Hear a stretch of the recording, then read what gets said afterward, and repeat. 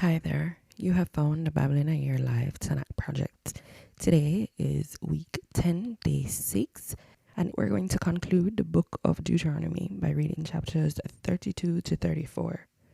Provides a final summary of Israel's relationship with God, with Deuteronomy 32 being the Song of Moses, a poetic testament of God's faithfulness and Israel's repeated disobedience, forecasting their future judgment and exile.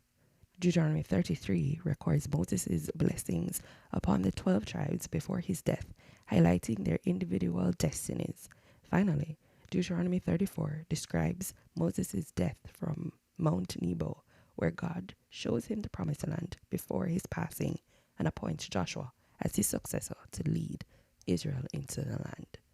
My name is Sharone and I'll be your reader. We've been reading from the New Living Translation this week, and so let's dive in. Deuteronomy 32. Listen, O heavens, and I will speak. Hear, O earth, the words that I say. Let my teaching fall on you like rain. Let my speech settle like dew. Let my words fall like rain on the tender grass, like gentle showers on young plants. I will proclaim the name of the Lord. How gracious is our God! He is the rock. His deeds are perfect. Everything he does is just and fair. He is a faithful God who does no wrong.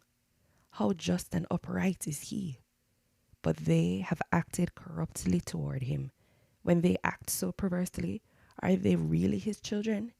They are a deceitful and twisted generation. Is this the way you repay the Lord, you foolish and senseless people? Isn't he your father who created you? Has he not made you and established you? Remember the days of long ago. Think about the generations past. Ask your father and he will inform you. Inquire of your elders and they will tell you. When the Most High assigned lands to the nations, when he divided up the human race, he established the boundaries of the peoples according to the number in his heavenly court. For the people of Israel belong to the Lord. Jacob is his special possession. He found them in a desert land, in an empty, howling wasteland. He surrounded them and watched over them. He guarded them as he would guard his own eyes. Like an eagle that rouses her chicks and hovers over her young, so he spread his wings to take them up and carried them safely on his pinions. The Lord alone guided them. They followed no foreign gods. He let them ride over the highlands and feast on the crops of the fields. He nourished them with honey from the rock and olive oil from the stony ground. He fed them yogurt from the herd and milk from the flock, together with the fat of lambs. He gave them choice rams from Bashan and goats, together with the choicest wheat. He drank the finest wine made from the juice of grapes. But Israel soon became fat and unruly. The people grew heavy, plump, and stuffed. Then they abandoned the God who made them. They made light of the rock of their salvation. They stirred up his jealousy by worshipping foreign gods. They provoked his fury with detestable deeds. They offered sacrifices to demons, which are not God, to gods they had not known before, to new gods only recently arrived, to gods their ancestors had never feared. You neglected the rock who fathered you. You forgot the God who had given you birth. The Lord saw this and drew back. Provoked to anger by his own sons and daughters, he said, I will abandon them, then see what becomes of them, for they are a twisted generation, children without integrity. They had aroused my jealousy by worshipping things that are not God. They had provoked my anger with their useless idols. Now I will arouse their jealousy through people who are not even a people. I will provoke their anger through the foolish Gentiles. For my anger blazes forth like fire and burns to the depths of the grave. It devours the earth and all its crops and ignites the foundations of the mountains. I will heap disasters upon them and shoot them down with my arrows. I will weaken them with famine, burning fever, and deadly disease. I will send the fangs of wild beasts and poisonous snakes that glide in the dust. Outside, the sword will bring death, and inside, terror will strike both young men and young women, both infants and the aged. I would have annihilated them, wiping out even the memory of them, But I feared the taunt of Israel's enemy, who might misunderstand and say, our own power has triumphed. The Lord has nothing to do with this. But Israel is a senseless nation. The people are foolish, without understanding. Oh, that they were wise and could understand this.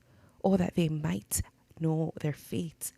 How could one person chase 1,000 of them, and two people put 10,000 to flight, unless their rock had sold them, unless the Lord had given them up? But the rock of our enemies is not like our rock, as even they recognize. Their vine grows from the vine of Sodom, from the vineyards of Gomorrah. Their grapes are poisonous, and their clusters are bitter.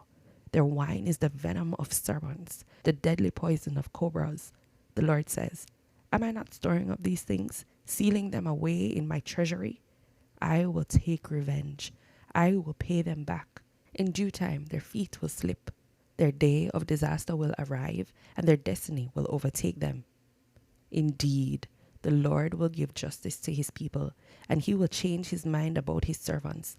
When he sees their strength is gone, and no one is left, slave or free, then he will ask, where are their gods, the rocks they fled to for refuge? Where now are those gods who ate the fat of their sacrifices and drank the wine of their offerings? Let those gods arise and help you. Let them provide you with shelter. Look now, I myself am he. There is no other God but me. I am the one who kills and gives life. I am the one who wounds and heals. No one can be rescued from my powerful hand. Now I raise my hand to heaven and declare, as surely as I live, when I sharpen my flashing sword and begin to carry out justice, I will take revenge on my enemies and repay those who reject me. I will make my arrows drunk with blood, and my sword will devour flesh, the blood of the slaughtered and the captives, and the heads of the enemy leaders. Rejoice with him, you heavens, and let all of God's angels worship him. Rejoice with his people, you Gentiles, and let the angels be strengthened in him. For he will avenge the blood of his children. He will take revenge against his enemies. He will repay those who hate him and cleanse his people's land. So Moses came with Joshua, son of Nun, and recited all the words of this song to the people. When Moses had finished reciting all these words to the people of Israel, he added, take heart all the words of warning I have given you today. Pass them on as a command to your children, so they will obey every word of these instructions. These instructions are not empty words. They are your life. By obeying them, you will enjoy a long life in the land you will occupy when you cross the Jordan River. Moses' death foretold. The same day, the Lord said to Moses, go to Moab, to the mountains east of the river, and climb Mount Nebo, which is across from Jericho. Look out across the land of Canaan, the land I am giving to the people of Israel as their own special possession. Then you will die there on the mountain. You will join your ancestors, just as Aaron your brother died on Mount Hor and joined his ancestors. For both of you betrayed me with the Israelites at the waters of Meribah at Kadesh, in the wilderness of Zin. You failed to demonstrate my holiness to the people of Israel there. So you will see the land from a distance, but you may not enter the land I am giving to the people of Israel. Deuteronomy 33. Moses blesses the people. This is the blessing that Moses, the man of God, gave to the people of Israel before his death. The Lord came from Mount Sinai and dawned upon us from Mount Seir. He shone forth from Mount Paran and came from Meribah Kadesh with flaming fire at his right hand. Indeed, he loves his people. All his holy ones are in his hands. They follow in his steps and accept his teaching. Moses gave us the Lord's instruction, the special possession of the people of Israel. The Lord became king in Israel when the leaders of the people assembled, when the tribes of Israel gathered as one. Moses said this about the tribe of Reuben. Let the tribe of Reuben live and not die, though they are few in number. Moses said this about the tribe of Judah. O Lord, hear the cry of Judah and bring them together as a people. Give them strength to defend their cause. Help them against their enemies. Moses said this about the tribe of Levi. O Lord, you have given your Thummim and Urim, the sacred lots, to your faithful servants, the Levites. You put them to the test at Massa and struggled with them at the waters of Meribah. The Levites obeyed your word and guarded your covenant. They were more loyal to you than their own parents. They ignored their relatives and did not acknowledge their own children. They teach your regulations to Jacob. They give your instructions to Israel. They present incense before you and offer whole burnt offerings on the altar. Bless the ministry of the Levites, O Lord, and accept all the works of their hands. Hit their enemies where it hurts the most. Strike down their foes so they will never rise again. Moses said this about the tribe of Benjamin.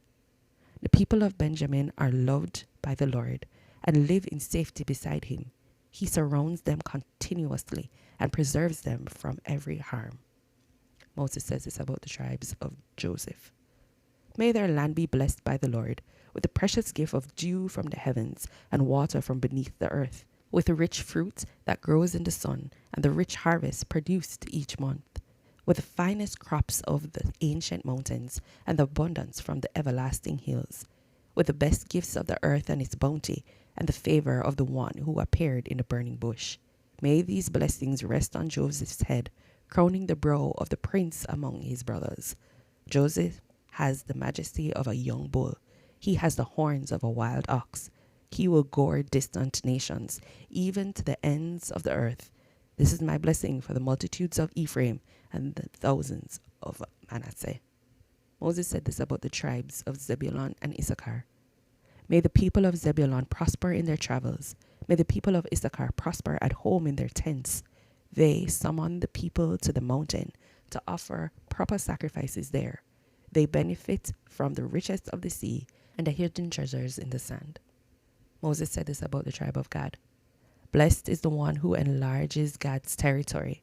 God is poised there like a lion to tear off an arm or a head. The people of Gad took the best land for themselves. A leader's share was assigned to them. When the leaders of the people were assembled, they carried out the Lord's justice and obeyed his regulations for Israel. Moses said this about the tribe of Dan. Dan is a lion's cub, leaping out from Bashan. Moses said this about the tribe of Naphtali. O Naphtali, you are rich in favor and full of the Lord's blessings. May you possess the west and the south. Moses said this about the tribe of Asher. May Asher be blessed above other sons. May he be esteemed by his brothers. May he bathe his feet in olive oil. May the bolts of your gates be of iron and bronze. May you be secure all your days. There is no one like the God of Israel. He rides across the heavens to help you, across the skies in majestic splendor. The eternal God is your refuge, and his everlasting arms are under you. He drives out the enemy before you. He cries out, "Destroy them!" So Israel will live in safety, prosperous Jacob in security, in a land of grain and new wine, while the heavens drop down dew. How blessed you are, O Israel! Who else is like you, a people saved by the Lord? He is your protecting shield and your triumphant sword.